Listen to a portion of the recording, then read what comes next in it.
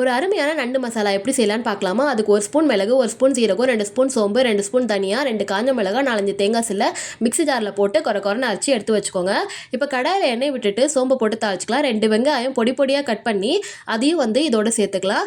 இப்போ நண்டு நல்லா சுத்தமாக கழுவி மஞ்சத்தூள், மிளகாத்தூள், உப்பு போட்டு நல்லா அரை மணி நேரம் ஊற வச்சுருக்கேங்க. இப்போ வெந்துட்டு இருக்க வெங்காயத்தில் உப்பு, 2 ஸ்பூன் இஞ்சி பூண்டு பேஸ்ட் போட்டு நல்லா வதக்கிக்கோங்க. இது வதங்கிட்டு இருக்கும் போதே கருவேப்பிலையை நல்லா பொடி பொடியாக நறுக்கி அதையும் சேர்த்துக்கோங்க. இப்போ நம்ம எடுத்து வச்சிருக்க நண்டு எல்லாத்தையும் இந்த வெங்காயத்தில் போட்டு நல்லா மிக்ஸ் பண்ணிக்கோங்க. ஒரு 5 நிமிஷம் வேகட்டும். வெந்ததுக்கப்புறமா நம்ம இதுக்கு மசாலா பொடியெல்லாம் சேர்த்துக்கலாம். மஞ்சத்தூள், மிளகுத்தூள், கொத்தமல்லி தூள், கரம் மசாலா எல்லாம் ஒரு ஸ்பூன் போட்டு எல்லாத்தையும் எடுத்து போட்டுக்கோங்க. இதெல்லாம் போட்டுட்டு நல்லா கிண்டி விட்டுக்கலாம்.